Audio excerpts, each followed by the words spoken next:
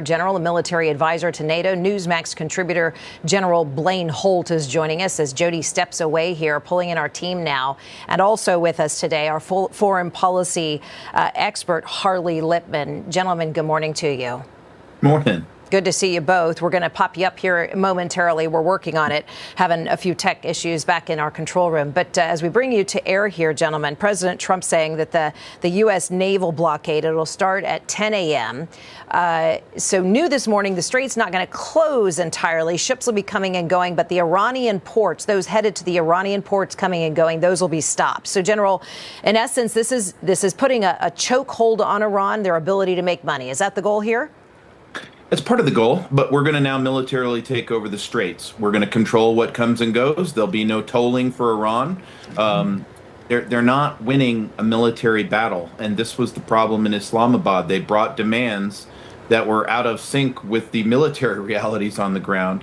And so, we'll always have the ability to say, we sent our number 2 leader, no less, to negotiate with you. You should have grabbed the lifeline, because what's going to happen next is we're probably going to be hours away from also hitting IRGC leadership targets, weakening that leadership base or what's left of it so that the free Iranian people can take matters into their own hands. Meanwhile, our Navy will stabilize the economy by getting shipping coming and going. General, I need to interrupt you for just a minute. Sorry, I need to get to the State Department. Secretary of State Marco Rubio is hosting a diplomat, Alina Voltonen. Let's listen in. You Secretary, can Israel to abide by the ceasefire? What further negotiations will occur? So you hear reporters shouting out some questions. Just a quick meet and greet this morning. Finland's Alina Voltonen is visiting with Secretary of State Marco Rubio there today. Appears it's at the White House. We were thinking it was at the State Department, but Secretary Rubio has been praising Finland's growing support of the United States in the region. As we bring back in our guest, this is an important partnership, Harley, as Finland has stood by the United States and allowed our U.S. troop presence and our training in their region, too, in Finland. Yeah, Finland has proved to be an invaluable ally.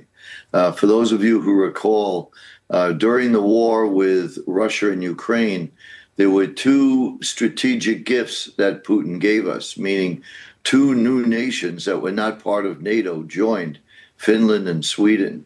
And Finland has a very formidable military, and they have stepped up to being a good, loyal partner of the United States now in the Middle East. So this is going to strengthen our abilities to do, whether it be mining the Straits, to further intelligence, because Finland is arguably one of the more effective and powerful of all the 32 NATO nations. So it's a big boost for President Trump's foreign policy initiatives and for his efforts to get NATO nations to do more of their fair share for the United States and for the world, for that matter. Their fair share, but just stand with us, General. You were the military rep to NATO. How strategic, important, and we understand we'll be seeing more of these, trying to pick off European leaders and alliances as some of our traditional support from NATO nations falls away. It's very important. Finland's a good ally to stand by. When I was there, they were a Partnership for Peace country. I've always been involved with joint exercises with Finland. More importantly, they have a concept in the country amongst their men called sisu.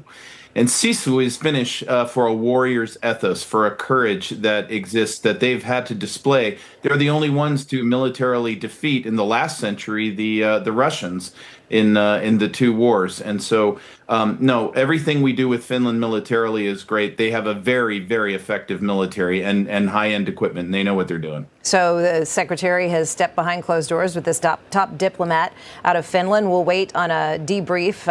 We tend to get them after these bilateral meetings, so we'll be waiting that throughout the morning here. Meanwhile, pivoting back to the Strait, what happens, Harley, when a Chinese tanker say 10:30, 11 o'clock this morning, tries to move through the Strait and move supplies, oil?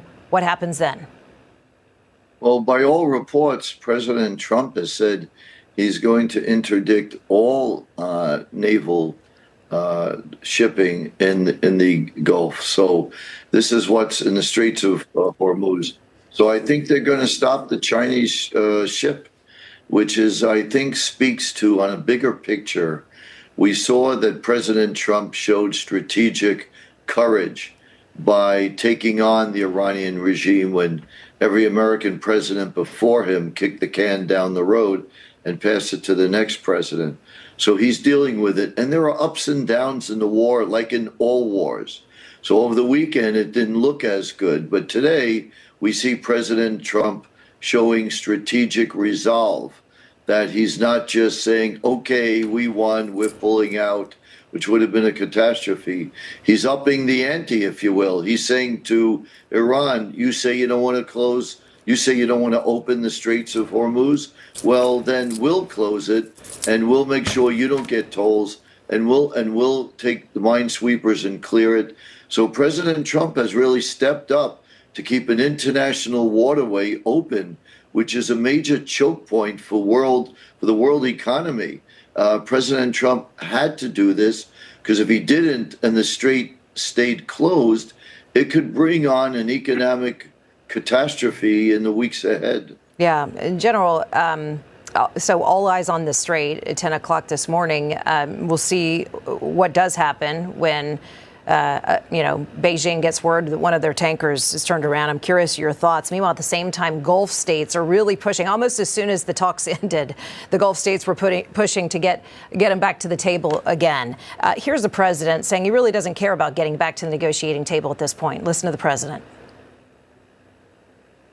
Oh, I don't know. I don't care if they come back or not. If they don't come back, I'm fine. Their military is gone. Their missiles are largely depleted. The manufacturing capability for missiles and drones is largely defeated. We've been very nice. We haven't ripped down too many bridges. We did one only because they broke their word. They broke their promise. And remember, their promise was that they were going to open the Hormuz Strait. They didn't do it. They lied. So is that the goal here, General? Really choke off. We're talking about choking off Iran, but in essence, you're choking off Beijing at the same time. How does this end? The president isn't interested in negotiating any further. Choke off Beijing, choke off Iran economically? Beijing will stay on the sidelines for now. I'm sure there's been coordination before. They're going to get the straits open. The U.S. military will get those straits open. What the president's saying is Iran is rapidly moving into the irrelevant category in this entire thing.